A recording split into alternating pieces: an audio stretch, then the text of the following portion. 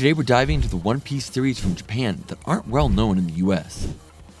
In this video we're exploring the hidden origins and potential of Nami, the mysterious connection between Luffy and the sun god Nika, and how the will of not passing on from Fishman Island intertwines with Nami's destiny.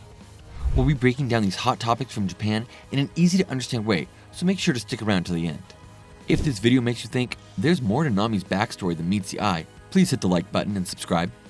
And if you're amazed by the connection between Luffy and the sun god Nika, drop a "shocked" in the comments. Let's get started. Luffy is said to be the sun god Nika. This deity, known as the sun god Nika, has a history of aiding princesses from various nations in their times of need. Among these princesses is Bonnie, who appeared before Luffy. Bonnie hails from the kingdom of Seoul, making her a princess of the realm. It's important to note that Seoul translates to sun in English. Moreover, the kingdom of Alabasta, where Vivi resides, is known for its sun-worshipping practices. This connection to the sun is further evidenced by the sun mark depicted on Alabasta's ships. Shirahoshi, too, is hinted at having ties to the sun. Rebecca is another character associated with the sun. Even the name Hiyori contains the character for day, suggesting a link to the sun.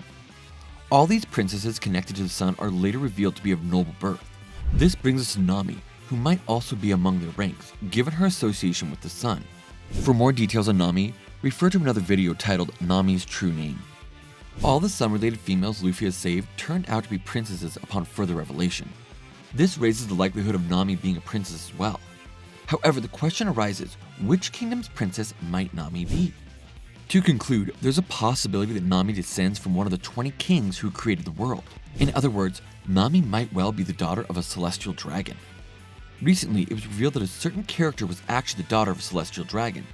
This character is none other than Jewelry Bonnie. Interestingly, she turned out to be a celestial dragon's daughter. Nami and Bonnie share an abundance of similarities. Initially, Bonnie is believed to be inspired by the possibly real Anne Bonny, the most formidable female pirate. Have you heard of Anne Bonny before? The inspiration behind Nami's name is also said to be Anne. Combining their names completes Anne Bonny. Interestingly, both lost their parents at the age of 10.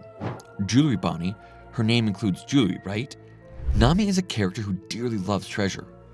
Recently, a character resembling Khalifa named Alpha was introduced, and Bonnie defeated her. On the other hand, Nami took down Khalifa. Alpha and Khalifa. These names together evoke the term alkali. The opposite of alkali is acid, which translates to sun. Indeed, both Nami and Bonnie are associated with the sun. Nami is themed around sunflowers, and sunflower designs are also present on Bonnie's attire. Moreover, both share an aversion to bugs, an oddly specific detail that's been illustrated. These aspects strongly hint at a connection with the daughters of celestial dragons. Nami is known for her profound love for money. Celestial dragons are characterized by their preference for luxury and a strong affinity for money. St. Rosward, St. Charlos, and St. Shelria, etc. are known for their taste for luxury. Among the Straw Hat crew, Nami's extreme fondness for money is particularly intriguing.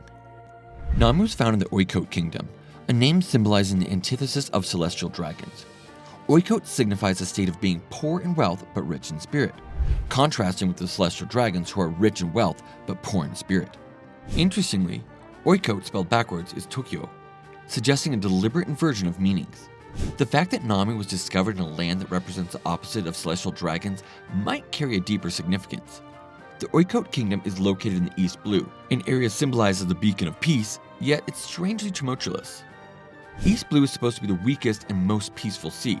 However, celestial dragons were once seen inspecting East Blue during Luffy's childhood, touring around the area. This might indicate the celestial dragons had visited the Oikote Kingdom as well. When a celestial dragon's ship appeared in the East Blue, its figurehead was a lion. Lions are strongly associated with Nami, seen in the dress made by Bell-mère and in cover pages. The association deepens with the play on words, thunder, Rai, and the sound, on, linking Nami to the lion. Even the armrests of thrones are sometimes adorned with lions, further connecting Nami to this majestic creature.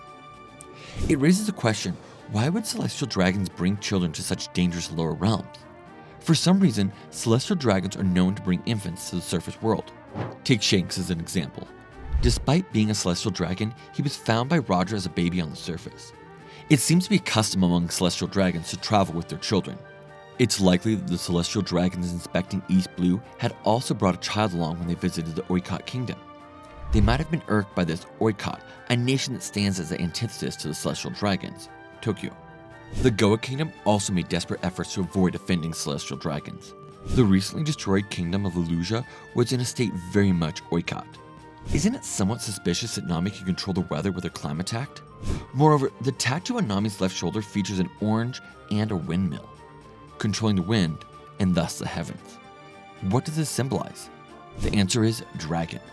It could very well be a symbol of the Celestial Dragons. In the past, the Celestial Dragons treated Fishmen as slaves, subjecting them to terrible treatment. If we were to imagine Nami as a Celestial Dragon, it would be as if the Fishmen are doing the same to Celestial Dragons. This would mean they were essentially retaliating. On Fishman Island, there's a theme of a will not to be inherited. Put simply, it's about not retaliating, which is a beautiful concept.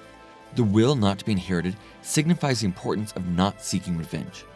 This means no matter what the previous generation did, the children born into the new one are not to blame. This concept was also echoed when Garp entrusted with Ace, Roger's child, signifying that the sins of the father are not the sins of the child. This notion is also relevant to Bonnie's situation now. Everything ties together perfectly. Notably, Fishman Island, located directly beneath Mère Joie, where the Celestial Dragons reside, symbolizes this deep-seated vendetta. The long-standing grudge between the Celestial Dragons and the Fishmen reflects a reversal of roles between society's highest and lowest tiers. This reversal was epitomized when Arlong was knocked down from his high pedestal to the bottom. Therefore, the title of this episode is Descending. In this series, the number 16 stands out as a significant symbol for the Celestial Dragons. Curiously, the number 16 is often emphasized in various contexts. For example, Doflamingo makes a statement about 16 holy bullets of damnation. This refers to the 16 holy bullets unleashed by the Celestial Dragons. The character of Imu also represents the numeral 16. When Bonnie discovers the truth about her heritage, stating that I am the daughter of a Celestial Dragon, the number 16 was clearly visible next to her as she wept. It's said that there's always a meaning behind the bounty amounts. Even those that seem meaningless at first glance, like the 320 million Sunny, eventually connect to reveal a bigger picture. Nami's bounty was set at an enigmatic 16 million berries. The rationale behind this hypothesis is that if Nami were a Celestial Dragon, the narrative threads would weave together seamlessly. Remember Arlong Park, where Nami first appeared? Arlong was oppressing Nami there. The root cause of this chain of events traces back to the Celestial Dragons enslaving Fishmen. As mentioned earlier, the Celestial Dragons subjected Fishmen to cruel treatment. Hence it becomes a tale of the Fishmen, led by Arlong, inflicting the same cruelty upon Nami, a Celestial Dragon. This amounts to an act of retaliation. The core theme of Fishman Island is the will not to inherit. Simply put, it's about not retaliating. Hence, regardless of what the previous generation has done, the newborn children bear no guilt. This theme applies to the current storyline with Bonnie and is also reflected in Queen Otaheim's plea, "Stop, the children are watching." Children should think for themselves. They shouldn't blindly inherit such sentiments. Firstly, the Celestial Dragons once enslaved Fishmen.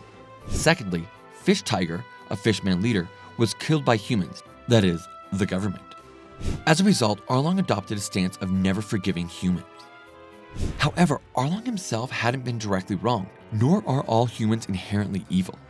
Despite this, he harbored hatred towards all humans, fueled by his convictions. He wasn't directly affected, nor had the people before him necessarily committed any direct offenses. This is what we call baseless hatred. In essence, because the older generation branded them as the bad guys, the subsequent generations assumed the same thing without knowing the actual facts.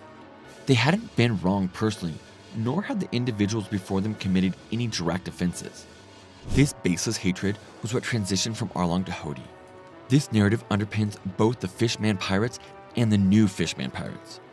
This discussion may seem a bit complex, but I wonder if there's a reason why Oda Sensei depicted Koala and Nami so similarly. Koala, knowing nothing, inherits nothing.